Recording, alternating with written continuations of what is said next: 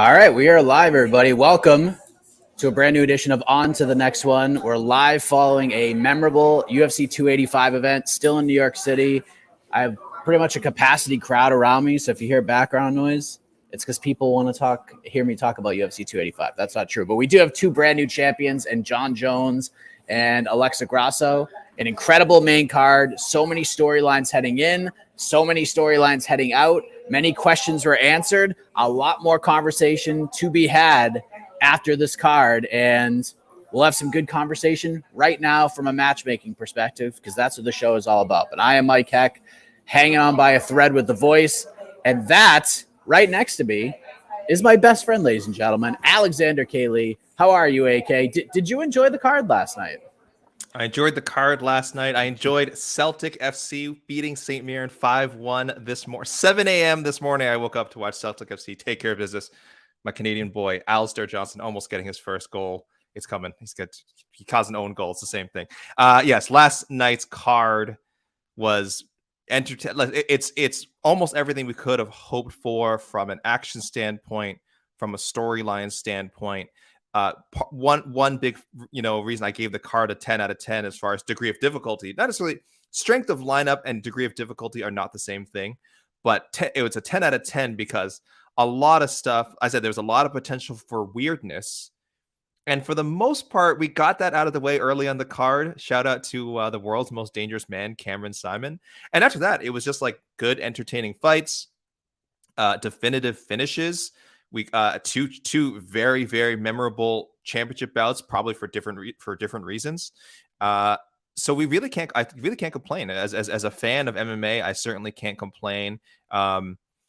People know I'm sure there are people thinking I might be sour that Jon Jones won. I've said many times I'm not a fan of the man personally, but again, when I watch fighting, I don't really have favorites. There's certainly fighters I like. I mean, I really like Ciryl Gane, but I'm just focusing on the result, focusing on the performance, and Jon Jones's comeback could not have been more impressive. And we'll be talking about that for a long. I feel like by the end of the year, depending if Jon Jones fights whoever he fights next, we'll talk about that. But whoever he fights next, how many times he fights in 2023, man, he's already off to an early start as fighter of the year. People wait till you see the rankings show. We're gonna have some discussion. Where does he sit in the heavyweight rankings right now? Where does he sit in the, of course, more importantly, the pound for pound rankings? This is just the main event I'm talking about too. We could go fight by fight, Mike, and probably have 2 or 3 things to say about probably the top 9, 10, 11 fights, and 12 even. Really, almost every fight. I think every fight has a little has a bit of spice to it. So yeah, great card. Not a 10 out of 10 on delivery, but I mean that's what 9.5, 9.6. It pretty much nailed triple Lindy in the air, nails the dismount, and I think everyone who paid, if you're one of those people, you're only paying for a certain amount of cards a year, and this is the one you picked, you're very, very happy with your purchase. I would agree. I mean, there's just so many people down here. It's absolutely insane right now. So here's how this is going to work because it is very chaotic.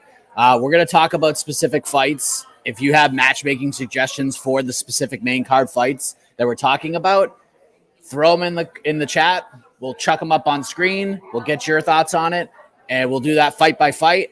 Down towards the stretch, we'll do our wild card picks, and then we're going to open it up for the last 10 or 15 minutes or so for you guys to just spam a bunch of matchmaking ideas from either main card fighters who we didn't matchmake for or prelim winners, however we're going to do it, and then we'll just have a little bit of a free-for-all at the end. But Jon Jones is the heavyweight champion of the world, AK. He made it look so easy. He submits Ciryl Gane in just over 2 minutes. First takedown, that led to another takedown. One submission attempt led to another submission attempt. And then that was it. Immediate tap. Jon Jones is the champion. 2 minutes and 4 seconds. He is back, and now it appears he has done our job for us. He is on a collision course with Stipe Miocic in July. Is that what you believe happens here? Can I talk about Jon Jones' performance again a little bit more, Mike? Of course. Is that okay? Of course it is. You know what this fight reminded me of? I thought about it. When we're on fight nights, we're pretty frantic. It's not really time to make proper takes or put things into perspective. Mike, this fight reminded me so much. Do you know what I'm going to say? Let me ask you, did this fight remind you of anything? Did this fight remind me of anything? Like the way it played out, just like moment by moment. Nothing like really came to mind as I was watching it. The co-main event, I had more of a perspective of a fight it reminded me of, but I'll talk about that later if you'd like. But what were you thinking? And maybe try to persuade me into your line of thought. So the official time for this stoppage was 2 minutes and 4 seconds into the first round. Oh, sorry, 2 minutes. Yes, 2 minutes and 4. The fight it reminded me of was 2 minutes and 14 seconds into the first round, also ending in a rear naked choke. Mike, this was supposed to be a huge test for Jon Jones, coming back from 3 years away, moving up to heavyweight against a guy who is, we can all agree, is one of the 3 best heavyweights in the world. Maybe not after Saturday. I know there's a lot of people that are down on Ciryl, but I still think Cyryl's great. I think that Jon Jones is just so much better, especially at least on fight night. This fight was not the Titanic clash it was built to be. It was more like Mickey Gall versus CM Punk. If you remember that, it was pretty much like this. CM Punk throws one punch, a wild haymaker that doesn't come close. Mickey Gall scouts it easily, takes him down, pummels him. I don't remember that fight lasting 2 minutes, but I had to look at it now. Pummels him and then finishes with a rear naked choke. And that's not a comparison that should be made when we're talking about Jon Jones versus Ciryl Gane. But that is how easy Jon Jones made it look. He made Ciryl Gane look like CM Punk. That is like, sorry, it's a different choke. Rear naked choke, guillotine choke. He made him look like CM Punk. That is like the greatest compliment and maybe the biggest insult I can make to Ciryl. But it was like that. It was one kind of not great shot. People, the replay is going around, obviously circling on social media like crazy. Not Ciryl Gane's best strike. I'm sure when he watches what he threw, he's just gonna be like, "What the hell was I doing?" But it's also, excuse me, guys. It's also to Jon Jones' credit. We talk about his defensive skills all the time. He's one of the best defensive fighters ever, maybe the best defensive fighter ever. And it's almost like not only does he have Gane scouted, but his reflexes are just incredible. 1 minute his head's there, 1 minute it's not. He's changing levels. He's going for a takedown. It's an unbelievable transition. And again, this is a guy who has not fought in 3 years. And for those instincts to still be so sharp is just truly terrifying. Did that make sense, Mike? I didn't see that coming. Okay. I did not see that coming. But I appreciate what you had to say there. Yeah. People are saying in the comments, CM Gane. I'm telling you, I like Ciryl. I'm such a fan. I said it on Twitter after. I loved how he handles himself in the loss. I love how he handles himself in wins. If this were a who'd I like to hang out with more contest, it'd be Ciryl Gane 100 times more than Jon Jones any day of the week. But unfortunately, this isn't a who's the nicest guy contest. It's not who's the classiest person. It's who's a better fighter. And Jon Jones looked unbelievably good. So for him, I'm kind of just going with company lines here, Mike. I was, and this will be a trend, I think, with most of my picks for this card. Stephen Miocic said in an interview with DC, I'm getting the next title shot. Dana White confirmed that the very next day. Dana White repeated it on Saturday, said we're never seeing Francis again. Stipe's next. Maybe not International Fight Week, but that's sort of the targeted time, but it could be later. But yeah, there's other ways you could go. There's other deserving heavyweights who should get a title shot for sure. But this fight makes a lot of sense, star power wise, legacy wise. It's another one of those fights that have been talked about for a long time with Jon Jones moving to heavyweight. So, UFC, if that's what you're doing, Jones Stipe just makes a lot of sense to me. Yeah, I just don't think there's any other way to go. Ciryl just looked super nervous when he came out. When he fought Derek Lewis, like he just had fun with it all. He had fun getting booed, all of it. He kind of trolled the Houston crowd. It was just loose as a goose all week. And I thought this was kind of an advantage for Ciryl because he just flew under the radar for this entire week. This is the Jon Jones show, and Ciryl was just kind of riding shotgun on it. And I mean, you could tell the second he made the walk to the octagon that he was like, oh boy, this is a different fight altogether. But we're going to get Jones versus Stipe probably in July. Be a massive fight. And I am heavily favoring Jon Jones to win. I believe the opening lines already have Jones as a minus 300 or something like that. And I feel like that line could be much higher in the Jones factor by the time they make the walk to the octagon. So yeah, we'll see what happens. And Stipe hasn't fought in a long time either. It's been almost 2 years since he's fought. So he's going to be coming in off a long layoff as well. But for Ciryl Gane, AK, that's where things get interesting because whether this Yes, you I was did. gonna say, I still think Stipe is a decent challenge for Jon Jones. But again, just because he can wrestle, right? We know Stipe can wrestle. It's not gonna happen to him what happened to Gane. Though maybe it will, just because again, Jones is wrestling and offense and defense just on another level. But also just the athleticism, and like you said, Stipe also coming off a long gap. How many high level performances does he have left? I don't know. But athleticism matters, and Jon Jones has always been one of the most athletic fighters we've ever seen in MMA.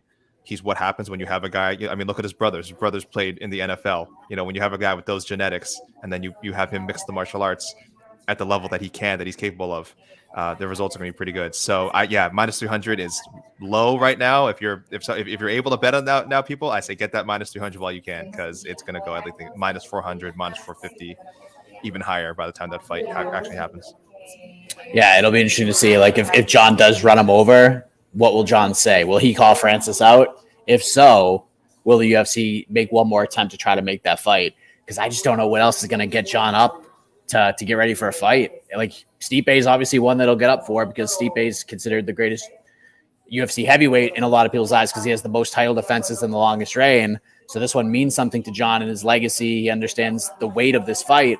But after that, like, I just don't know if Curtis Blades will get him excited. I don't think Sergey Pavlovich is going to get him excited. I don't know if, like, the Romanovs of the world, the Jailton Almeidas are going to get him excited, but maybe they take one more shot at Francis. I don't know. But Ciryl Gane's interesting. And I was thinking about it, and I didn't really know how to do it. And then, like, all of a sudden it hit me. I'm like, oh, this is so obvious. And a lot of people have commented on this already. Whether this fight happens in Paris, or maybe the UFC makes a second trip to the UK, and maybe this is a tough one to come back to, but I think Tommy Aspinall, when he is ready to return, that's probably the fight in my eyes. Because, and I don't know, like, if you want to start Tommy a little bit slower, I get it, but I would pick Tommy Aspinall to win that fight right now. So I could certainly see that being the direction the UFC goes, because it's kind of a win-win. Either Ciryl bounces back, still got a good future ahead of him, and even if he loses to Tommy Aspinall, he's not like out of it altogether, because he's still pretty young, still a little green, still has a little more mileage left to go. But if Tommy Aspinall has a big moment and beats Ciryl Gane, he's ready, man, and he shoots up the ladder real quick. So that's my pick. Main event of a fight night card, whether it's in Paris or in London. That's what I'm going with. Are you with me? Are we having a friends for a moment right now? No, I went with the more obvious Curtis Blades, Sergey Pavlovich winner. It's going down April 22nd. Sergey weighed in as an alternate for for Saturday's fight.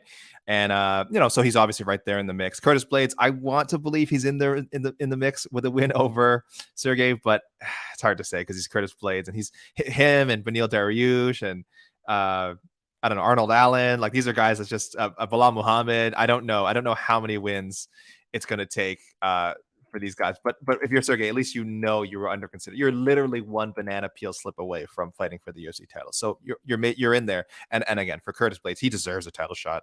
I mean, he deserves it without fighting Sergey Pavlovich, but he's got to do. So I went the obvious way. Tom Aspinall would have been my second choice for sure. That's, as I was going down the rankings, that's sort of the name that wasn't booked that I stopped on. We're assuming he's ready to come back soon.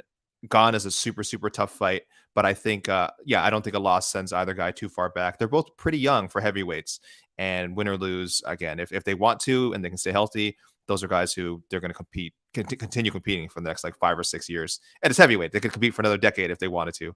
Not necessarily in the UFC, but somewhere. Sorry, I see a lot of people saying like Stipe doesn't deserve it. So what? When is that? Yeah. Again. When does that matter? This isn't we don't Bellator. use the word deserves around here. It's the biggest fight for Jon. If you can't get Francis, this is the biggest fight that they can make right now for Jon Jones. Is the Stipe fight? It just is. So there's no deserves.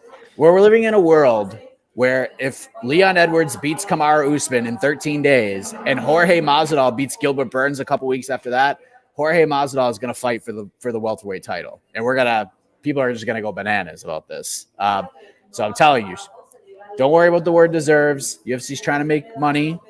They've done very well with this formula. That's why Stipe's getting this fight. So there you go. AK Alexa Grasso. She shocked a lot of people, and hand up. I was dead wrong about this fight. I was pretty spot on with a lot of things that did happen on this card, but this was one of my worst takes on a fight maybe ever. I don't know if I'll ever have a worse take and a worse read on this fight, on any other fight more than this one. Alexa Grasso is the champion. I was incredibly wrong. Stubborn Mike, Boston Mike, doesn't admit that he's wrong all that often, but I'm admitting that I'm wrong here. You guys got receipts for days about this. Goes out, submits Valentina Shevchenko. This one, we talked about this on the post-fight show. Valentina, all three judges' scorecards, she's up 29-28. I thought she was winning round 4 before and we were talking about fight comparisons, the Chris Weidman-esque moments where she threw the spinning kick, and Alexa Grasso somehow, some way was ready for that moment to happen, and she jumped all over it. Quick as a cat, onto the back. Wasn't even really like a rear naked choke. It was like just a jaw crusher. Like, it was just, those pictures, man, are just so gnarly of Valentina's face all red, but like right on the jawline, it's just all white. Like, it's absolutely insane. It was like a upside down strawberry blooming in the spring. Like, it was just crazy to look at, but man, Alexa Grasso is the champion. This one seems kind of obvious, AK, but are we going right back to this? We go an immediate rematch, or in your eyes, will Alexa Grasso's first title defense be against Erin Blanchfield? Mike, I think we can cue up the band. I think we're both calling for an immediate rematch. 1, 2, 3, quick. Friends forever. Okay. Yes, listen. It's a small one because this is the obvious pick. Some people are against immediate rematches in general. I know Jed Meshew has a policy, just can't stand to see them. But I'm with the mindset, if you defend your title 4, 5, 6, 7 times in a row, and you're constantly being talked about as one of the pound for pound best, one of the greatest fighters of all time, you're probably you should merit a rematch if you want it. Should you lose your title? And this was a competitive fight. This fits all the criteria for why there should be a rematch. I think it's marketable. I think it helps both fighters. If Grasso beats Shevchenko again, I mean, that just launches her into the stratosphere, especially if the fight happens in Mexico City. If you're Shevchenko, I mean, it's obvious. You get another shot at your belt. You get a chance to sort of erase this loss. You get to answer sort of all these questions about, oh, is she past her prime? Is she washed up? Is she just burnt out? So there's just so and again, the fight was great. It was if people didn't see the official scorecards, it was 29-28 Shevchenko going into the 4th round. I think if Grasso, even if she had been able to get the choke attempt in but not finish it, I still think Shevchenko would have won that round. I don't think the ground fighting at the end was enough for Grasso to take it. I think Shevchenko had done enough damage on the feet in that round. I'll have to watch it again. But at the very worst, it would have been tied 38-38 going into round 5, and then it would have been up for grabs. So super competitive fight. So we have a long-standing champion. We have a challenger who still needs to prove herself or would love to prove herself again against said champion, and we have a fight that was competitive and you can imagine would be competitive again if you book them. So it just makes too much sense not to do it. Mike, I will ask, so much of the narrative for me into 285 revolved around whether Jon Jones, his struggles against, his sort of just forgettable performances against Anthony Smith, Thiago Santos, Dominic Reyes, was because of disinterest or decline. I don't think we can ask the question of disinterest for Valentina, but do we think she is declining? She has been in this game for a long time. Sheen mentioned 20 years in the business. Started fighting professionally when she was like 14 years old. And at some point, the fighting, the training, just the cycle of this has to take its toll on you. So she's going to turn 35 in a few days. Do we think she is, that there is a decline? The Tyler Santos, very close fight, and of course now the loss on Saturday. Is this a sign? Yeah, because 1 is a fluke and 2 is a trend, and she's been off the last 2 fights. So yeah, look, Valentina, even without, Jed likes to use the baseball references, but even Valentina without her fastball can beat pretty much anybody in this division. But what I learned probably the most from last night was that Erin Blanchfield probably has a very good time against Valentina Shevchenko. She probably does very well. And yeah, 20 years.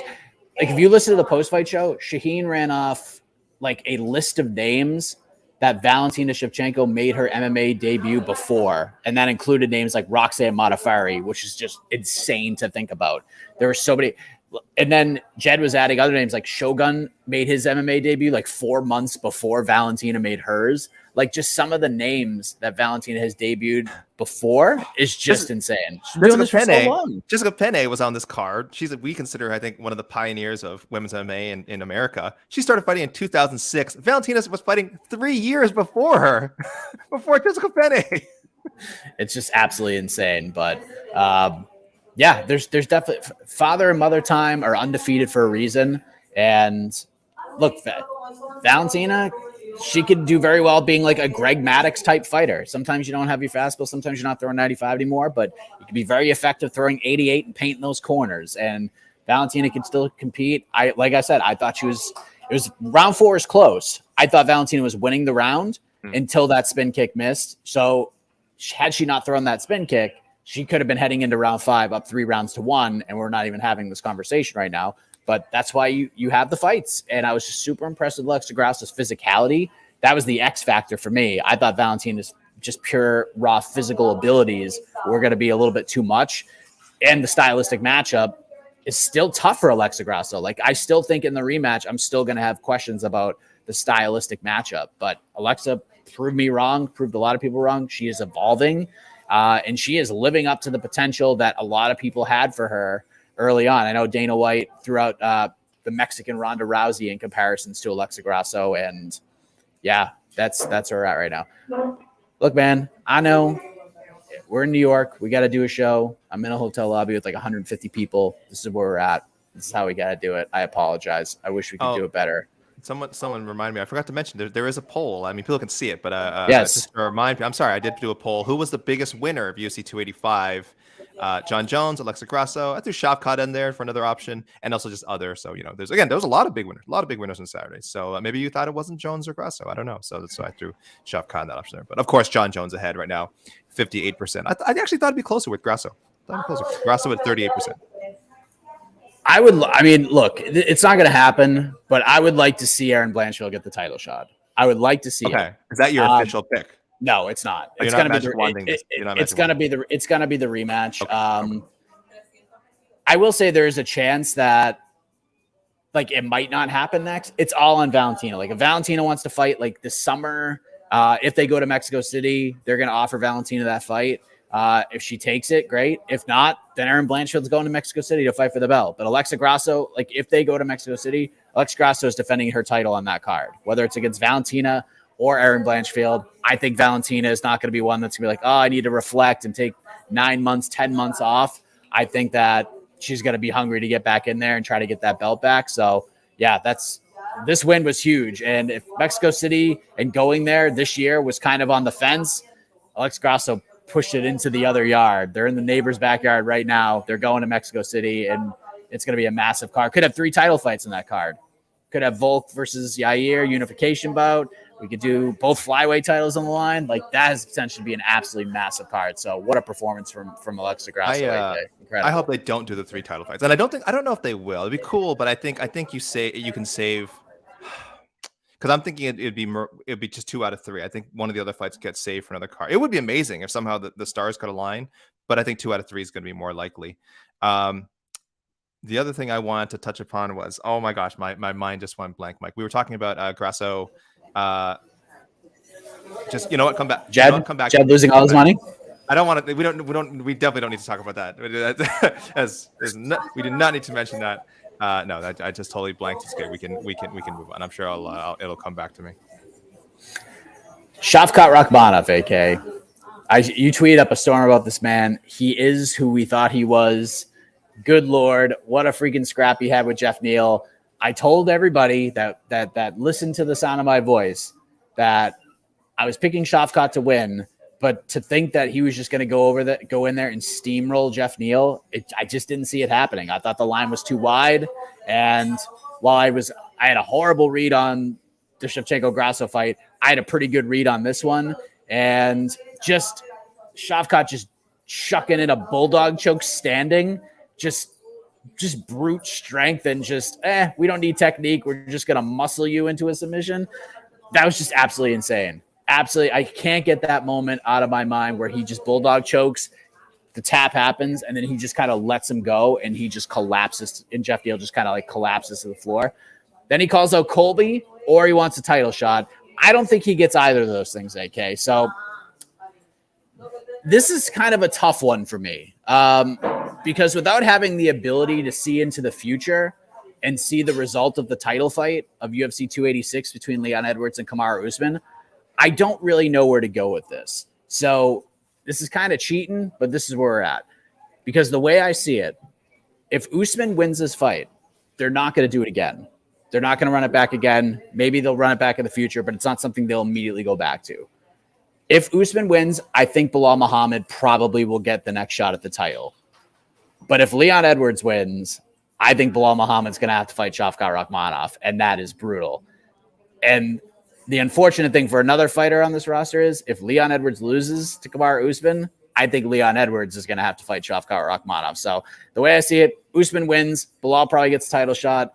If Edwards wins, I don't think Belal gets the title shot. He's probably going to have to fight Shavkat. So it's kind of cheating, but my pick is Shavkat's either going to fight Belal Muhammad or he's going to fight Leon Edwards. And those are my two choices. I will forfeit any potential no points, but without knowing what happens in 13 days, I can't land on one specific thing. And I don't have a great read on the main event just yet, with the fight being 13 days away. So Shavkat Belal or Shavkat Leon. That's where we're going. What do you got? Yeah, this is a quasi friends forever because I also went with Belal. But you're right. There's so many things that have to play out at 170 because you mentioned. I mean, look, is it possible that for Belal? Who's going to win? First and foremost, who's going to win UFC 286? Usman Edwards trilogy bout. Burns Masvidal. We think if Masvidal wins and Edwards wins, they're going to do Edwards Masvidal almost for sure. Will Belal even be free? Is there a chance he can get the Colby Covington fight? I don't think so. But if that fight gets booked, that changes the math. Khamzat's out there. It sounds like he's done with welterweight. I don't know if he will return, but that's not official. He doesn't have a fight booked at 185. I haven't heard him. I think his manager might have commented on it. We haven't really heard Khamzat say like, "Oh yeah, I'm only going to fight at 185." I bet if you ask him, he's probably going to say, "I can do both. I'm going to fight at middleweight and welterweight." So that's like four things I just mentioned that we have to see play out in the future.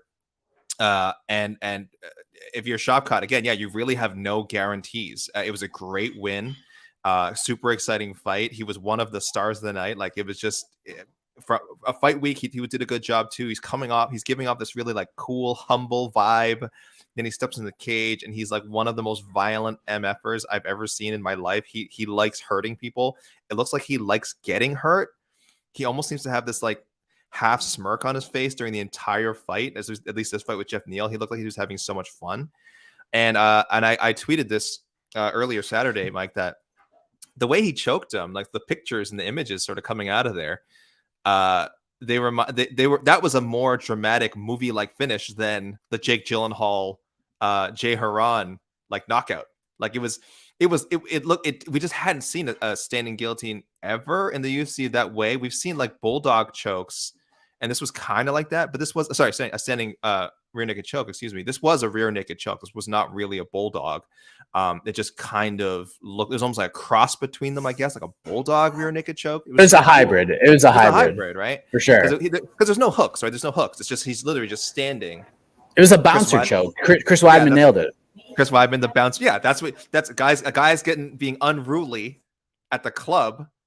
You put your come here, buddy, come here. You put your arm around the neck. Get out of here. Sleep it off.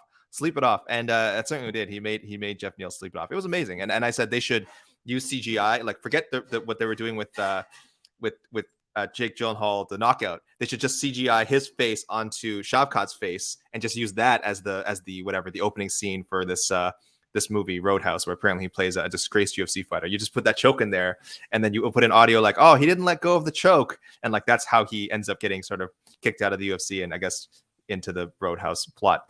Hollywood, you having this idea for free? You're still guys. They're still filming the movie. You can have this idea for free. I just gave it to you, so I thought that was so cool and so scary and so memorable. And Shavkat should be a movie star if we lived in a perfect world. So.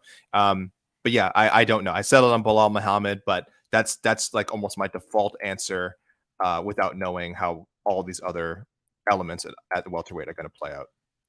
And Mike, I remembered my thought that I had. It's share it, please. I wish I had remembered it 5 minutes ago, but it was just one thing regarding Erin Blanchfield, and that's that I saw a lot of people saying, "Oh, Erin Blanchfield's gonna have to fight again, and that's too bad for her." It's really too bad for her opponent, I would say. It's really not bad for Erin Blanchfield. It's too bad for anyone that has to fight Erin Blanchfield next, because I'm picking her to beat almost anyone that's not named. I was to say Valentina Shevchenko, but I would favor Blanchfield over Alexa Grasso as well if that fight got made. So that was my last women's flyweight title fight thought. So we can move on now. We can move on now, and I can sleep peacefully. There you go. I was telling you this before we hit record. I'm kind of surprised that the most non-memorable thing that happened on this main card was sort of the low-key banger that everybody was excited for. Like Mateusz Gamrot and Jalen Turner was a scrap, but it was like the 5th most interesting thing that happened on this card, which is crazy. That just tells you like the memories of this card and the storylines afterwards. But Mateusz Gamrot goes in as a pretty wide favorite. He gets it done. It was a close fight. He just kind of outgritted Jalen Turner with the grappling prowess, and Turner was in it most of the way. I thought he had his moments, but the grappling was just a little too much. When Gamrot needed a takedown, he got it. And I think the big key to this fight was Gamrot just having that extra experience. Dude's been doing this for a minute. I know he's a little bit newer to the UFC audience, but he's been fighting pretty good competition and big fights and big spots for a long time. The short notice thing didn't worry me all that much. I picked Gamrot to win by decision. Wasn't fully confident on it, but it was a fight that was really good. And I think even with the loss, I think Jalen Turner still got people excited about his future. But Gamrot is just such a stud in the scrambles and in the wrestling. But how does this play out? We're in a weird division where we talk about ranking squatters. There's no division that has more ranking squatters than the lightweight division right now because of all the names that are there. But Gamrot gets a big win, back on track. He got the shot with Dariush in the fight prior to that. Where do we go from here? I like him to get the Justin Gaethje, Rafael Fiziev winner. That fight's going down 286, March 18th, so happening soon. So the timing would work out if everyone's healthy. You know, everyone gets their fights done. It doesn't get any unavoidable, medical suspensions. I've probably matched up someone with the winner of this fight before, so I could also. So either of these names, I think you mentioned squatting. Like, I don't want either of these guys to squat. I don't think Gaethje should get an immediate shot at Makhachev if he beats Fiziev, and vice versa. I don't think Fiziev should get an immediate shot.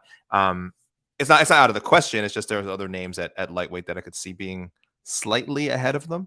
So if one of those guys does not get a title shot, Gamrot is that's probably where I want to go with it. It was a great fight. I saw some. It was just Gamrot is. He's relentless. I mean, this is a guy who I said it when we were chatting amongst ourselves that you cannot take a second off from him. He just there's always something going on with him. It's not like he's the fastest fighter, but there's a pace, there's a pressure he puts on, and he's very effective with what he does. He's very clinical. Like he's technically good. He's not. I don't say he's just a pressure fighter, as in like he's like a wild man, with infinite cardio. He's smart with how he uses his cardio. He's smart with how he strings his techniques together. It's really fun to watch. And again, that's just not where Turner is yet in his career. Turner's a few years younger, has a few years less MMA experience, so it's fine. So it's taking a split decision loss to Gamrot for me doesn't hurt his stock at all. In fact, Mike, I was going to ask you, after seeing that fight on Saturday, if you had to bet if only one of them was going to end up competing for a UFC title, or I would say winning it, who would have a better shot of winning a UFC title? I mean, would you pick Gamrot or Turner? Oh man, I'm leaning Turner, but I'm not all that confident. This division's it's so crazy and it's so unpredictable that anything can happen. So I just think Turner's physical abilities, the advantages he has with like the reach and the length and just being so big for this division, I think that's going to get him a lot of ways. And I think when the overall skill set develops to reach that, I think he's going to be just a massive problem in this division. But yeah, it's kind of a flip of a coin, honestly. I can't really land on one or the other, but I would slightly lean Jalen Turner. Yeah, same with me. There's his striking and his finishing instincts and his freakish size for 155 are just so intriguing to me. And again, it was a split decision. There's a chance he could have won that on the scorecards. I have no problem with the decision at all. Super competitive fight. And there's just this conflict of the damage that Turner was doing versus the how much control Gamrot had, and Gamrot landed a lot of ground and pound as well. He ended those rounds really strong, like not just in like resting and holding position. He was throwing elbows, throwing punches. So for people who didn't think that ground and pound was effective, that to me was like the definition of effective ground and pound. So I don't know. You run that one back, 5 times. I don't know who wins 3 out of 5. It was really great competitive fight. But if you run it back a year from, if you told this a year from now, I would certainly favor Turner. I just do think he's going to fight for a UFC title someday. Just has gifts, some gifts you can't teach, and there's skills that you can teach that once he gets them, he's going to be a top 3, top 5 lightweight for a long time. So I thought we were going to have a friends for a moment here. I'm actually going with the Gaethje Fiziev loser. Okay. Whoever loses that fight. I just think either way, I don't think you can really go wrong. I think he's going to fight one of those 2 people that are going to be fighting in 13 days. Timeline's perfect. If Gaethje loses, it's not like he can really say no. And if Fiziev loses, that's just a scrap and a half. So, yeah, I think that's the direction to go. One of those. He has to be in that mix. He has to be in that mix at this point. Gamrot. Certainly. He has the reputation, the experience, the ability. I think he'd be competitive against pretty much anyone in the top 8, top 9. So he has to be in that mix. Again, apologies for the background noise. There is like a ton of people in this lobby right now.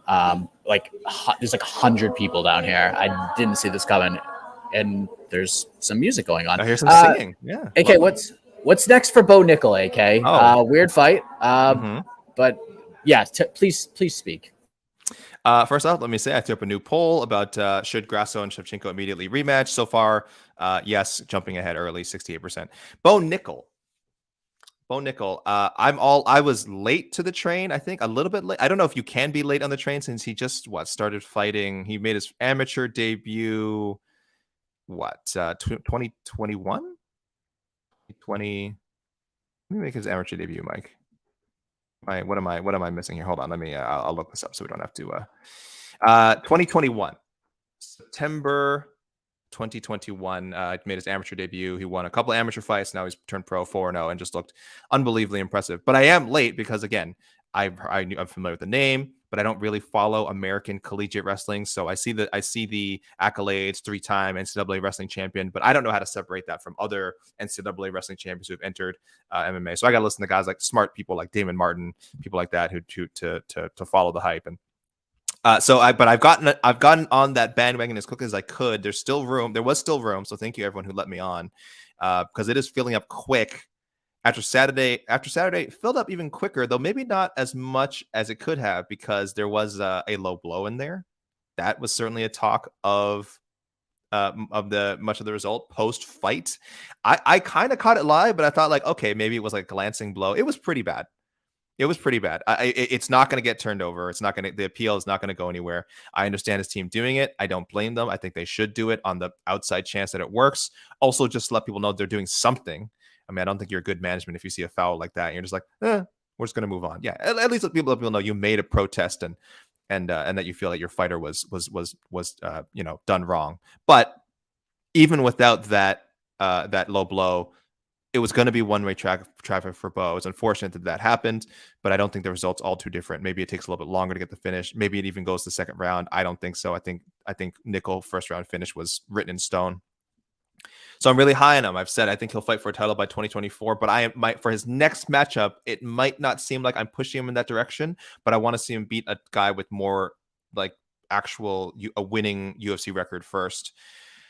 So I'm giving him the tough Jun-Yong Park. Jun-Yong Park is 6-2 in the UFC. Again, listen, not the biggest name. I get it. Most people couldn't pick Jun-Yong Park out of a lineup, but he's got the experience. He's beaten good competition. He's on a win streak. So there's no saying like, oh, well, we're just setting him up with another guy who, hasn't been successful, because Pickett was coming off 2 straight losses. Jun-Yong Park just beat, I think, Dennis Tululin. Yeah, Dennis Tululin finished him inside of a round. Looked great. Had another finish for that of Joseph Holmes, a guy who lost to Jay Pickett. So make of that what you will. And beat Eric Anders. So good stuff overall. Like I said, 6 wins and 8 UFC appearances. It's been I can understand the temptation to bump him higher, throw him in there with some of the top 20, give him a ranked opponent even. I understand. He's a matchup nightmare for a lot of names in the top 10. Like if you put him in there with Alex Pereira, we've all said it, he probably beats Alex Pereira. But I think something has to be done as far as building someone up the proper way. So let's at least, give me 3 fights. Give me 3 fights. I said, give him, again, top 35, top 30 guy in Jun Young Park, top 20 guys next fight, top 10 is next fight, 2024. We're talking title shot. So that's it. I think there's a pretty clear path for him. If they want to push him faster, I have no problem with it. But for now, I'm just going with someone that's a little bit closer to the middle of the pack in Jun Young Park. Not a bad pick. Yeah, it's kind of tough. Yeah, that knee was pretty bad. There's a case to be made. You could just run that one back. I wouldn't do that because I think the result is kind of what we expected anyways, and I think we would have gotten there anyhow. But Jamie Pickett, to his credit, he took the fight, but he's on the lower end of the rankings, probably like the bottom 10 of the entire roster. So I do want to give him a step up, not a giant one. And I like the Iron Turtle pick. I'm going with Puna Soriano, AK. Because, look, Bo's real good. Ceiling is high. Let's throw him in the middle of the pool. Maybe still got his floaties on a little bit. His toes are just kind of touching the bottom of the pool. But then we could chuck him into the deep end a little bit more. But I think Puna is a scrapper, and Puna will go after him and try to fight him. I would favor Bo Nickal heavily to win that fight, but I think it would be like a good next step up to fight a scrappy dude like that who has finishing ability. So that's what I landed on. Hypothetically, do you have Puna top 40? Top 40 at middleweight? I'll tell you right now, there's like 60 something middleweights in the UFC. And Bo, you put in the same range somewhere in the top 40, or you wouldn't have him in the top 40 yet. I don't know where to put him. I'd probably have him higher, but we're developing him at the same token. So, so I'll go with Puna for now, and we'll go from there. I'll tell you right now, I had him debut in the very exclusive Alexander K. Lee personal rankings. This is only UFC only, so it does not include like Johnny Evelyn guys. This is just UFC rankings. Bo Nickal 33. I'm 33 out of 60 something, so not quite in the top half, but just again, maybe I should rank him higher. I don't know, but based on just beating Jamie Pickett, that does not give him like a huge UFC standing for me. Though again, jumping in at the 33 spot in your 4th pro bout and your one UFC fight, I think is pretty good. I have him above guys like Barrio, who just won on Saturday, Jacob Malkoun, Eric Anders has way more UFC experience than Bo Nickal. I have Nickal above him. Abdul Razak Al Hassan. Yeah, I have him above some pretty good, more experienced names. So I think this is actually like a really high debut. But again, I don't know how people handle their personal rankings or if they would even think about them beyond like the top 25. So I see a lot of people suggesting the Andre Petroski fight. Maybe, but Petroski's booked and he's not fighting till May. He's fighting Armin Petrosian, so we can't do that right now. And I think they fight someday. He might be the option for after my hypothetical Jun Young Park pick. A Petroski beating Armin Petrosian, if he beats Armin Petrosian, might be the choice. I think I'd like to go a little bit higher, but hey, Petroski would be 5-0. I don't know. I might have to rank him again, top 30, top 25 at that point. And that might be the right name. So I like what people are thinking, where their head is at with that. And he's a great wrestler. He's a great grappler. Yeah, it'd be a good fight. And who knows, if we get Bo back pretty quickly, then maybe we can line up the timelines there. All right, let's go to the wild card round. I mean, it's just getting chaotic here. Yeah. So much going on. There's like a literal meeting of like 30 women right to my right. So we're going to try to go through this as quickly as we can, and then we'll go to your picks for the final round here. We're going to pick one fighter we have not match made for yet. It will match make for him right now. AK, who's your wild card pick for UFC 285? Well, Ian Machado Gary, I thought he was impressive. Mike, you had some questions about matching up with Song Kenan, and there was and it almost kind of played out the right way for you because you had said you didn't really see the point in it. And I think if he had gotten knocked out by Song Kenan, that would have just been disastrous and kind of would have gone to your point of like, this guy isn't even a big name. So like beating him doesn't do a lot for Gary, but losing to him would hurt him very badly. However, the way it played out, him coming back from the knockdown and then, getting a shot, he would look good in round 1 anyway before getting knocked down. and then bounce back, continued sort of the work he was doing early in the fight. Great striking, very diverse, mixing in the body work. This is what people like about him so much. So in the way it worked out, you were right on paper. It was kind of a weird matchup, but the way it played out, it turned out to be the perfect matchup. So I think overall, great job, UFC matchmakers, on the Machado Gary Song Kanan matchup. I'm going with Phil Rowe next. I just don't feel the need to rush him. I do want to put him against someone else who's on a win streak. I actually have Rowe ranked a little bit below him, but again, it's once you reach that area, they're all kind of like clustered together. So I just think Phil Rowe, good challenge. Again, there's no need to rush Ian Machado Gary into a big matchup. He's 24 years old. He's 24. He's not Conor McGregor. Let's say he's not Conor McGregor. He doesn't have that kind of one-shot kill power. He doesn't have that kind of sort of unorthodox, unique movement. He's just very, very solid and having some great training right now. So he's with the right team. He's right where he needs to be. So he's not Conor McGregor. And he's also not Paddy Pimblett. I think his ceiling is much higher than Paddy. Star power-wise, I mean, Paddy's probably going to be way more famous than him throughout their careers. But as far as actually being a contender, maybe getting a number next to their name, I think Ian Machado Gary has a much better chance. So I don't want to rush him. Phil Rowe, again, I know not the sexiest pick, but that could be I think that could co-main event a fight night card. But I don't know, Mike. I don't know if you went with a different name and a little more drama. Oh, I went with a different name. Phil Rowe's tough fight. He is. He's huge. He is. Interesting. Yeah, that's interesting. Maybe think. I'm going with Cody Garbrandt. Okay. I teased this on Heck of a Morning. Oh. I'm fully on board with Jed Meshew here. Cody did not look good last night.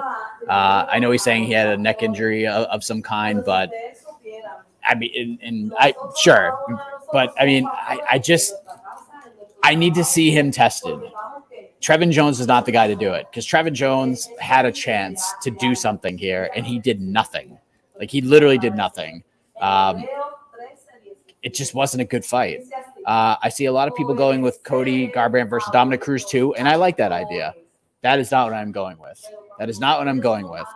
This is a very tough division. This is a deep division, and it is a very difficult division to make any waves in, and it's a very difficult division to just come in there and fight top-ranked competition, even if you are a former champion of a lower division.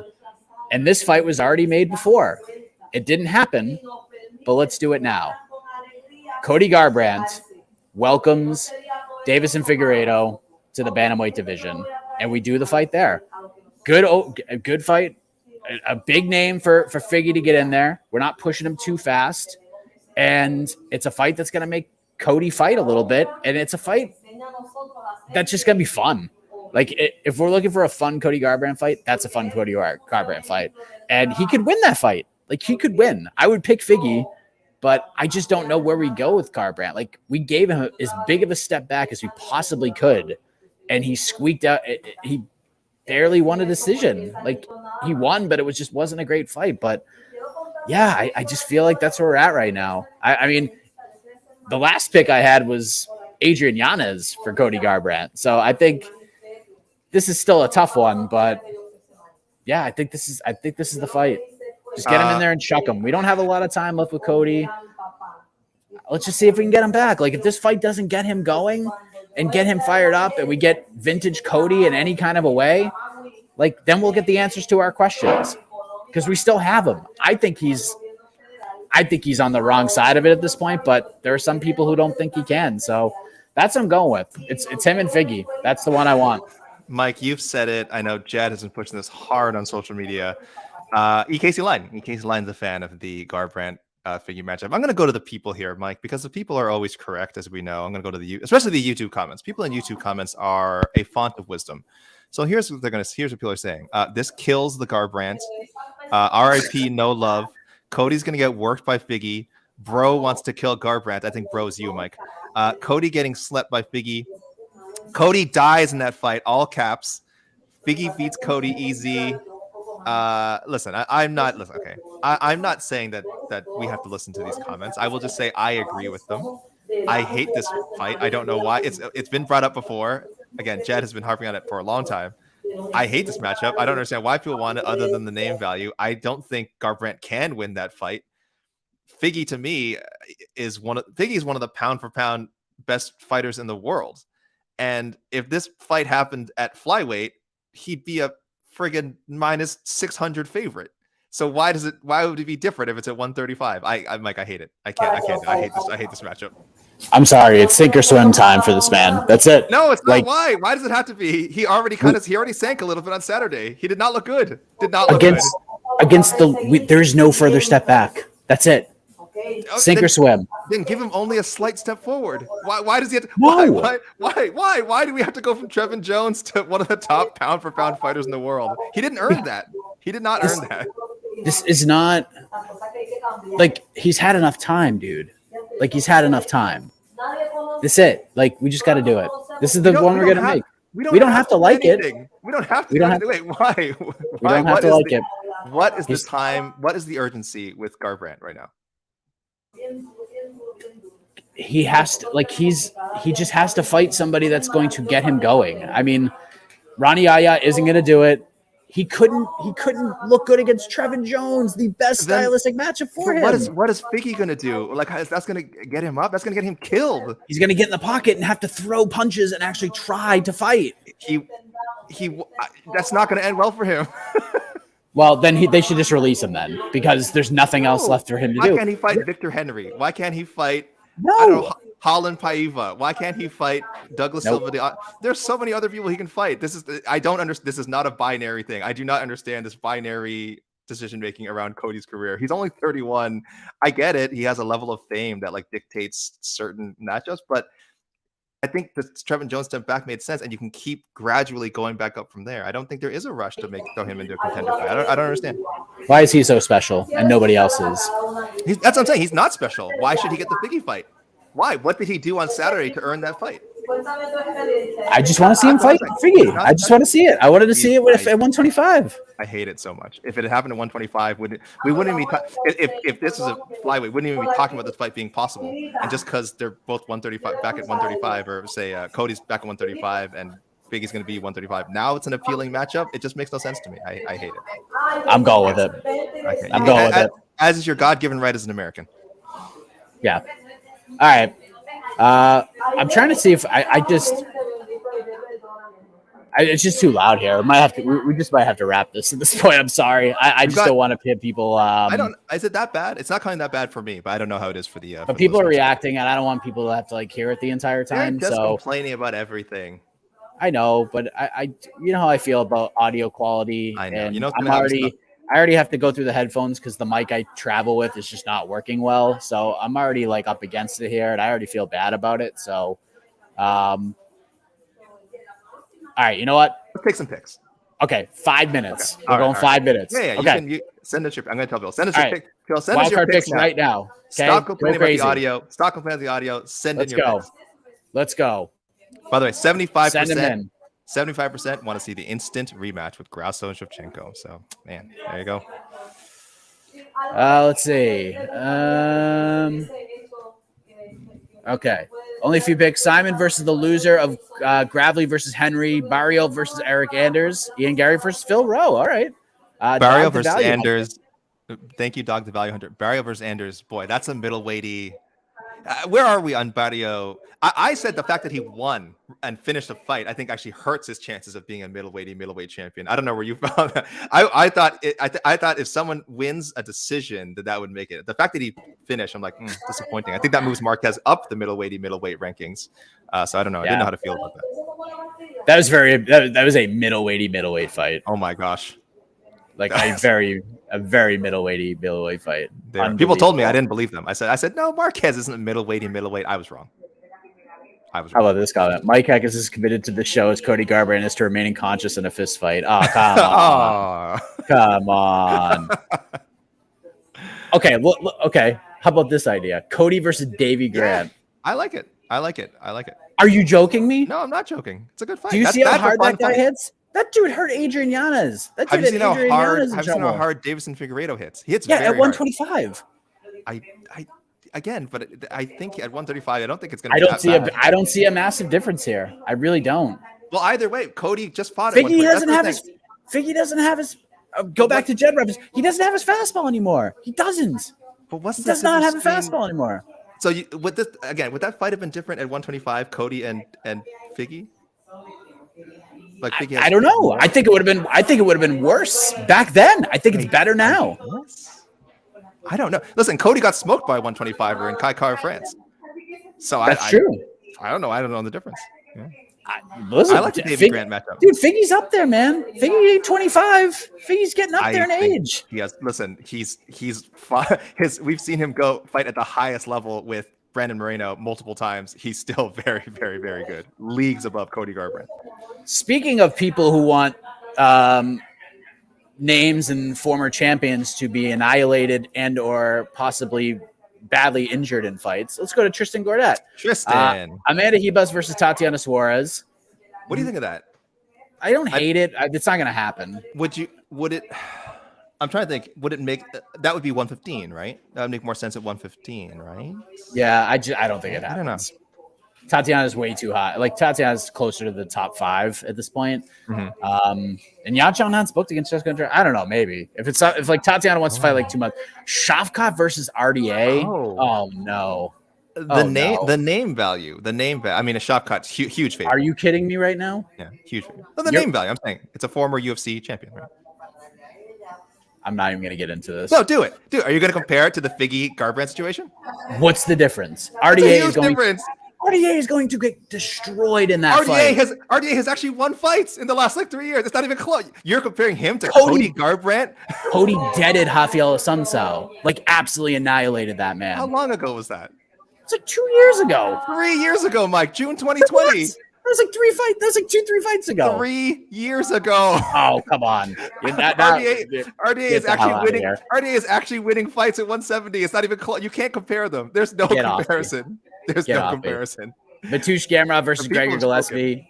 Cameron Simon versus Arichi Lang. I'm tired and stubborn, so I'm gonna keep fighting this till you're not alone. End. I know Jed and Casey are gonna. I know they're gonna be on it for the next 3 months. I just know it. Tristan has a great suggestion here. This could be for the middleweight title. Marc-Andre Barrios versus Jacob Alcoon. That is like super middleweight. That's almost too middleweight. Isn't there a limit, Mike? Don't we have to draw a line? Like, no, this is too middleweight. This is pull it back. That's too much. That's crazy. Oh my gosh, that's a good pick.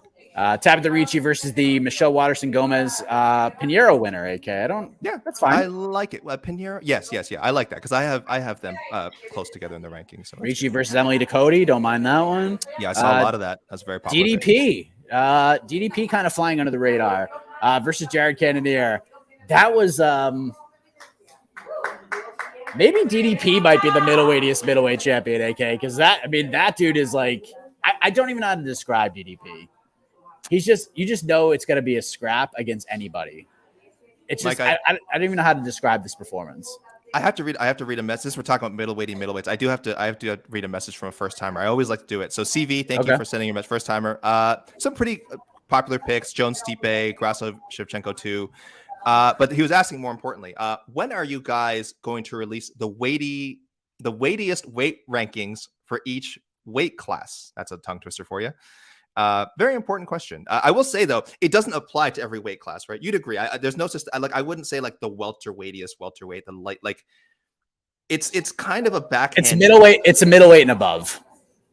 Okay, you can do it. You can do it at 205 easily. You can definitely do it at heavyweight. Oh, one exception: women's bantamweight. There's definitely there could be a women's. That's a good point. Women's bantamweight. So there you go. But yes, in the men's divisions, it's 185 and above. Yeah. Yes, I mean we're still trying to figure out how to like track Otto points at this point. That was like it's been like a 3-year journey trying to figure that out. It's gone off the board now. Yeah, it's off the board. Bo Nickal versus the Gerald Meerschaert Joe Pyfer winner. Saw a lot of that.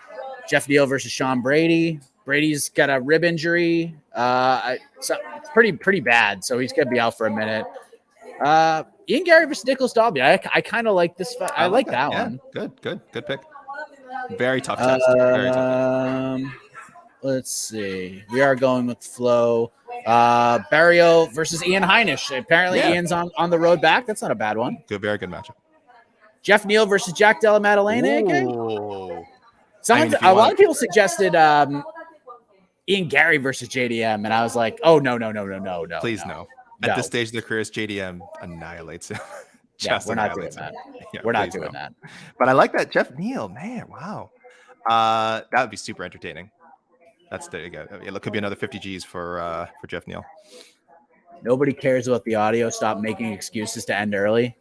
Look, I'm on the desk no matter what. I got nothing else to do for another hour, so I could sit here for another hour, no problem. There ain't no excuses, my friend. Wow, it's like that. Come on, people. Shavkat versus the winner of Masvidal Burns. So I don't know, like, how Burns factors into this, because I know Shavkat does work at Killcliff, which means he probably has worked with Gilbert Burns. So I don't know, like, what their relationship's like. So I kind of, like, have pause with that. But, I mean, if we could do it, let's go. Yeah, it's one of those big super teams, too. So I don't know how close everyone necessarily is. It's such a huge team. And Shavkat already said he worked with Usman, too, and that he would fight Usman no problem. So, yeah, I don't know if Shavkat is super personally tied to those guys. He's trained with them. Like I said, he spent time with them, but he seems like he'd fight most of these guys if he had the option. Masvidal, no. Masvidal's, if he wins, is doing nothing. Masvidal, if Leon Edwards wins, is not doing anything but fighting Leon Edwards. There's no way. 100%. Ian Gary versus Jeremiah Wells. Yes. What's Jeremiah Wells been up to? It's one of those fighters I feel like probably fought more recently than I remember, but I just can't. It's been a while. It's been a while. Yeah, it's been a minute. Oh, he smoked Court McGee. Right. We were talking about Jeremiah a lot. Yeah, last June. So it has been a long time. I don't mind it. I don't like it as much as some of the other suggestions we've got. I'd like to keep Ian and Jeremiah Wells away from each other. Bo Nickal, Phil Haas. Nothing else really new here. Gane versus Spivak. Oh, yeah. I saw that. What do you think of that? I saw people mention that one. I mean, yeah. I mean, why not? It just depends. Like, I would favor Gane to win that fight, but I don't know, man. Spivak's tough. The grappling again, right? If Gane's grappling is really like that, listen, we knew it was a weakness in the Francis Ngannou fight, but we made the excuse of like, oh, he wasn't prepared. He wasn't prepared for Francis to grapple with him. So we're like, okay, give him time to properly train for a grappler. Now he gets destroyed by Jon Jones, and then you can make another excuse. Well, not every grappler is Jon Jones. Maybe it's not as bad as it looks. But Sergey Spivak is a very strong grappler, and if Gane really isn't taking that like development seriously of shoring up that weakness, he could really lose to Sergey Spivak. 100%. Hebus versus the Andrew Lee Macy Barber winner. Has she not fought either of them? I have so much trouble keeping track of her because she's bounced between the two divisions. Yeah, she hasn't fought. Yeah, okay. Those would both be fresh matchups, I think. Simon Kyler Phillips. Is that too soon? That's way too soon, right? But if he's allowed to fight like he usually does, I mean, Cameron Simon can beat anybody. We haven't even seen him grab the fence yet. He's got tricks. He's got tricks that people aren't even ready for. Fish hooking. Has he bitten anyone yet? I haven't seen him bite anyone yet. If he bites Kyler Phillips, I'd just give him a chance.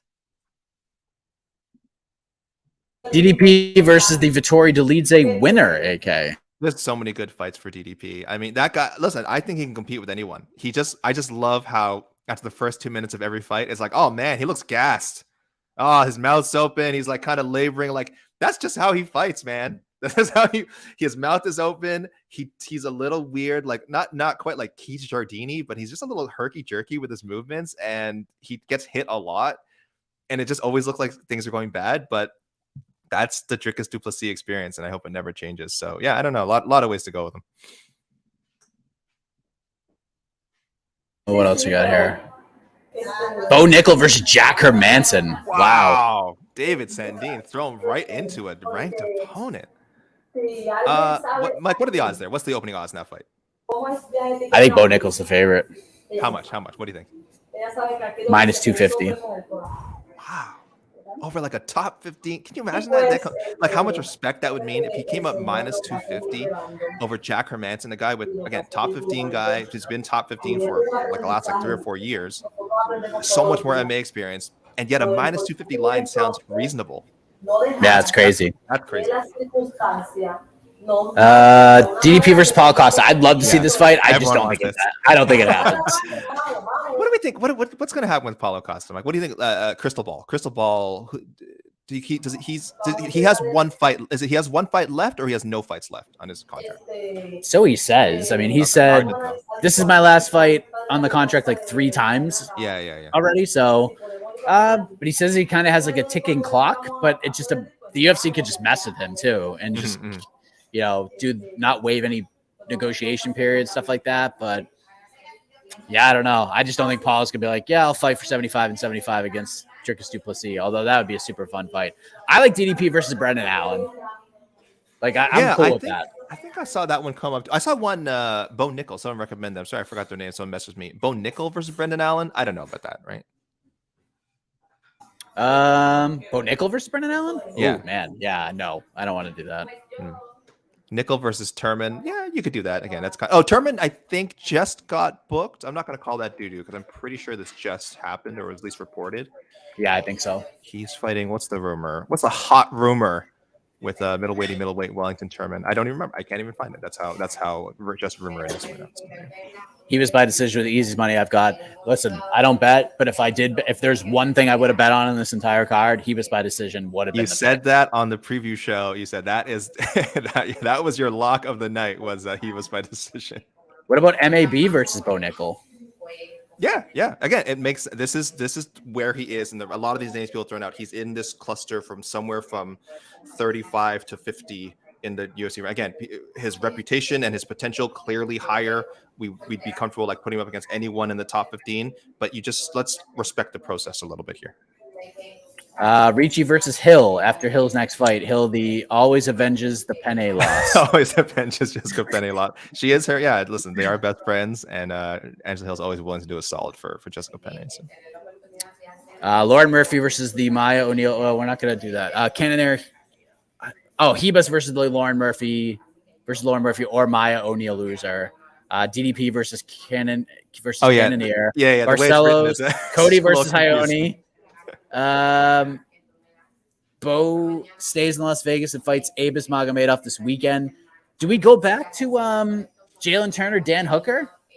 I think so, right? I think so too. I was very disappointed. If I shouldn't even make this joke because no one's going to remember it. But when our dear friend Oscar Wells announced that fight, he announced it as he meant to tweet Dan Hooker is fighting Jalen Turner, and then he accidentally just tweeted Dan Hooker is Jalen Turner at UFC 285, and I had a big laugh about it. And I was very disappointed that we did not actually get to. I was reminded Saturday morning thinking about we did not get to see Dan Hooker actually transform into Jalen Turner on Saturday, because that would have been quite a show. So if we can make that transformation actually happen, then that'd be fantastic. DDP versus Strickland. I saw that. That'd be wild. Meritocratically, it makes sense. I don't want to say Sean Strickland is not that fun of a fighter to watch fight. No. And maybe DDP can bring that out of him. But I just don't know because if he gets somehow sort of sucked into a Sean Strickland type of winning performance, I don't know, man. That's tough. That just doesn't seem like it's going to be all that fun. Mm-hmm. When we can have a lot of fun with DDP versus like literally anybody else is fun. And, more fun than this. And I feel like Sean Strickland would have like some weird things to say about like South Africa, and I don't want to get into that. I don't want to hear that. But this is from Bullfrog Actual. Would not surprise me if that fight is booked. Would not surprise me.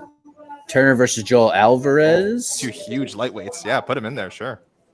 Gamrot Poirier. I think they're teammates, so that fight wouldn't happen. And even Poirier could fight for the belt right now. Like he is in a position where he could get the title shot. Yeah. So I don't see him. If he didn't want to fight Beneil Dariush, he certainly wouldn't fight Mateusz Gamrot, but I think they train together anyway, so it doesn't really matter. Yeah, because he's coming off the win over Chandler. How silly would it be? How much would it suck if like Chandler beats like McGregor and got a title shot over him? It would just be so bizarre. It's incredible. Let me see. Figgy versus Font. Font's booked against Adrian Yanez, so I mean, could maybe the loser of that fight versus Figgy, but I still want to see the Cody fight. I don't know. I'm just gonna be stubborn as hell and die on the hill at this point. I'd see more Gary versus JDM. Can't do it. No, it's too much. Too much too soon. I'm trying to find some new. Put this one, AK. DDP versus Chris Weidman. I don't know. I honestly, I'm really worried about Weidman just being completely like washed when he comes back. We're talking about coming back from his. Listen, I want to see him fight. I want to see him fight. He deserves it. He wants it. By the time he comes back, he'll be almost 39. He might be 39, but so by the time he comes back, he wasn't looking like a world beater in the Omari Akhmedov fight. The Uriah Hall fight we didn't really get to see. It ended in injury so quickly. But even his most recent win, again, about 2.5 years ago, it was okay. He gutted it out. It was a clear win over Omari Akhmedov, but it wasn't like super exciting. So I don't know if you want to put him with anyone ranked. I just think it could end really badly for him and be super sad. So I'm a Chris Weidman fan. I hope he comes back and is able to, if not be a contender, at least, string together some wins or go out on a high note. But I don't like that the DDP matchup in particular. Is Trayshawn Gore booked? No, and I had someone throw out him and you're going to say him and Bo Nickal. Yep. Yeah, I had someone throw that out there. The Trayshawn one's interesting. Trayshawn's got a little buzz because that like incredibly weird submission that he got. It was like the nastiest gilly I've ever seen. Shavkat versus Wonder Boy. Come on. No. I saw people recommend that. I'm not entirely sure why, but absolutely not. It's out there. It's out there. And if you're Wonder Boy, no interest. Zero. Ian Gary versus Matthew Semelsberger. That's a slapper. Fun fight, but man, you got to be careful though. Like, it's weird because I was gonna say, if it was someone else besides Song Kanon, but Song Kanon has power. So I mean, he did survive a knockdown from a hard hitter. I think Semelsberger is actually a slight level above that, though. I don't know if he could survive a knockdown against him, but like I said, you got to start pushing him up gradually, eventually. So maybe Semelsberger is the right pick there. DDP yoga is kind of good. That's hilarious. How about Neal versus JDM? I do like that one. Yeah, I don't mind that. Yeah, that's a fun one. What else? Trying to go through here. I mean, there's so many comments about me just being stubborn as hell about Cody versus Figgy. Now you really have to stand by it, though. Oh, I'm in, dude. Yeah. I mean, again, I'm like Dana White right now. Like, you already buried Francis on the way out, even though the world wants it. You can't come out and say like, "Oh, we'll call him tomorrow." Like, you can't say that. You have to just. You've already made the bed, so you kind of have to lie in at this point, at least for now. Come July, that's different. You can maybe go through, but yeah. Did you see this just pop up from Anirudh Gulapalli? I believe he's a regular Heck of a Morning caller. I could be getting confused with someone else. Ian Machado, Gary, Kevin Lee. That's interesting. On paper, I think Kevin Lee obviously is a much more experienced and skilled fighter, but also, again, he's a little shop worn. He's, and he would be giving up size, I think, to Ian Machado, Gary. I mean, Kevin Lee is not going to be a big welterweight, even if that's the weight he probably has to compete at going forward. It's a shame the Eagle FC thing fell through because he was finally getting to fight 165 pounds, but that's 5 pounds makes a difference. That's a height thing. So that's not bad. That's interesting, and that's a name for Ian. That's if you're really looking to like push Ian Machado Gary's name now. That's the direction you'd go in. Again, I've just been going with the thought of like I don't care about boosting his name right now. I'm with like giving him, relevant fight experience. That's what matters to me, not the name. But Kevin Lee makes sense if you're going name wise here. Who would you pick in that fight right now? I would pick Gary. Again, I've just kind of lost a bit of faith in Kevin Lee's abilities to win like high level fights. But I do like the match. Again, it's going to test takedown defense. That's a big thing, right? I don't know if Ian Gary's really been tested that much in that regard. Kevin Lee's great takedowns, great jiu-jitsu. So, a plus athlete makes a lot of sense. I like it. I almost wish it's. I hate to say it's better than my pick. It's better. It's better than whatever. Phil Rowe. Phil Rowe's solid, but I think Kevin Lee's better. I saw. Which one? I saw a bunch of people say Turner versus Moicano. I don't mind that one. Yeah. Moicano, listen, there's some money matchup waiting for him. I heard that, or Gamrot, also Gamrot, one of the guys from that fight. I think makes a lot of sense. So the meeting of like 100 people has broken up, so we can go for a few more minutes. Esteban Ribovic versus Anshul Jubli. I like that. That's scrap. I see a lot of Gary versus Bam Bam. Bam Bam's about to fight. Bam Bam's fighting Gunnar Nelson in 13 days. I know the UFC broadcast said D-Rod, but D-Rod's out of that fight. D-Rod's injured, so he will not be fighting Yeah, there it is. Okay, we're starting to catch up here. A lot of good picks, though. A lot of good picks. Thanks to everyone who's tuned in live and everyone who's listening to this later on the podcast. But for listening, this was I told you, man, 285. A lot of storylines, man. A lot of intrigue coming out of it. A lot of directions. A lot of these winners could go, and the losers too. Frankly, maybe in the wrong direction, but yeah. Oh, how about this? Mike is appalled. From Max Rabkin, Simon versus the 10-point scoring system. Listen, Cameron Simon, if you're out there, and I know sometimes fighters listen to these things. If you're gonna keep winning, you just keep doing what you're doing. Okay, listen. I'm an idealist. I get it. If it were possible, I would wish that no fighter ever committed fouls, no fighter ever cheated. But I think him kicking Mana Martinez twice in the yabos and later poking him in the eye probably wasn't great for Mana Martinez's performance and could only have been beneficial to Cameron Simon eventually going on to win a decision and cash a winner's check. So I'm glad he's saying the right things in interviews. Like, I'm not a cheater. Obviously, these are accidents. I don't mean to do these things. But until you are disqualified, until you get so many points taken away from you that cost you a decision, Cameron Simon, you're a young man who's winning fights. You're undefeated. You keep doing what you got to do to stay undefeated and to keep getting those 2 checks. That's all I'm saying. I'm not encouraging cheating. I'm just saying. What do you think of this one? Bo Nickal versus Joaquin Buckley. Bo Nickal versus Joaquin Buckley, good matchup. Bo Nickal, huge favorite. What did we say he closed at with Chain Pick? It's somewhere around like minus 1,400. It was minus 2,000, I think. Minus 2,000. Yeah, it was right around there. I almost feel like with Buckley, and we always talk about it, Buckley is really someone who's not, he's kind of a smaller middleweight. So there's just a lot going in Bo's advantage this way. I don't think it'd be as high as Pickett. I think Buckley has the name, has the cachet from that crazy ass knockout, of course, that'll last forever. But I still think Nickal, minus 1,000. I think he's still in the double digits, favorites or quad digits, whatever you want. Against Joaquin Buckley, I don't think he's that high. You don't think so? Minus 550, 600. Okay. So still super high, but yeah, not astronomical. But I don't know, man. I think there's the style wise, I think it's a great matchup. Okay, so this is. I mean, look, this will be the final pick. Yeah. Okay. And this is the pick. There is no other pick that is better than this from the entire card, from the entire week, from the entire weekend. Jake Gyllenhaal versus Casey Leydon, UFC 300 main card. Casey minus 500. Too low. Yeah, this is where our minus 1,000 should come in. This is where minus 2,000 happens.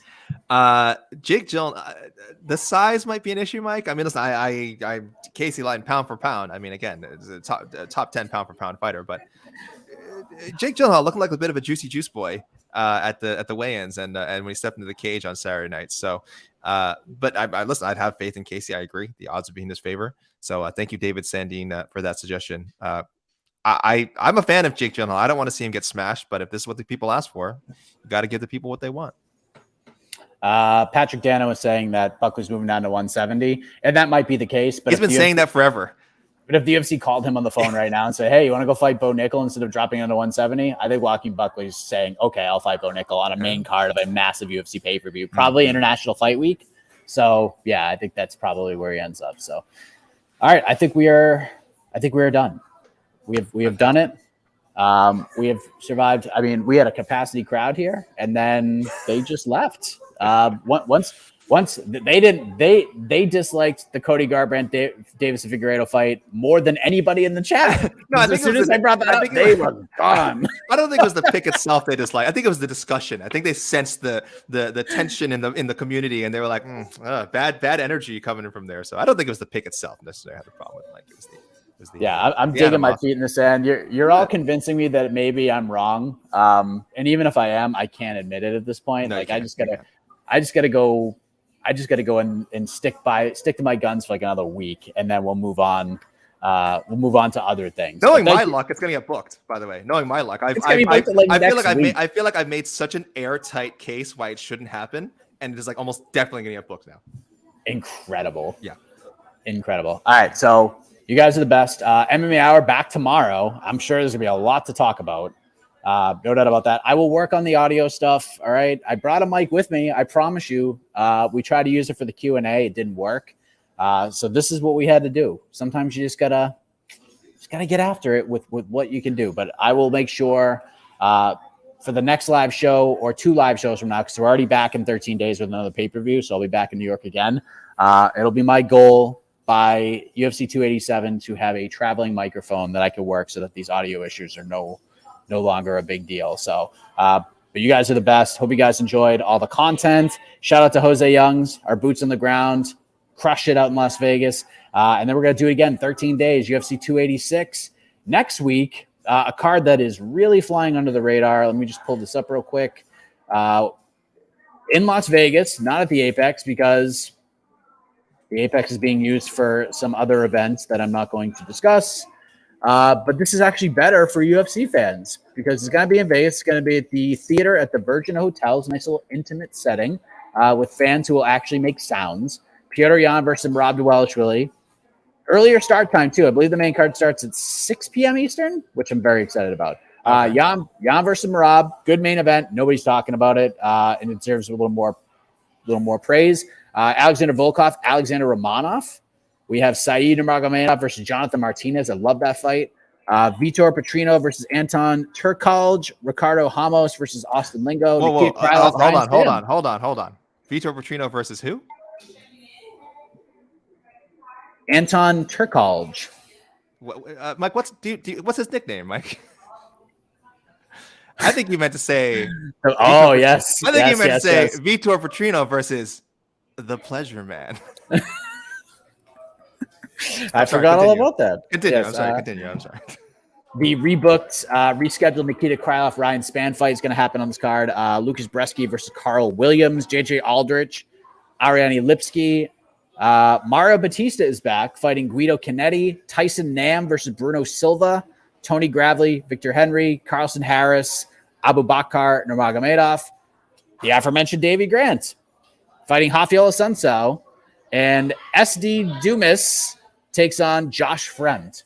So that is your UFC Vegas 1 card. Is that what we're calling this one? I am not using hashtag UFC Las Vegas. You cannot make me. Nobody can make me use that hashtag.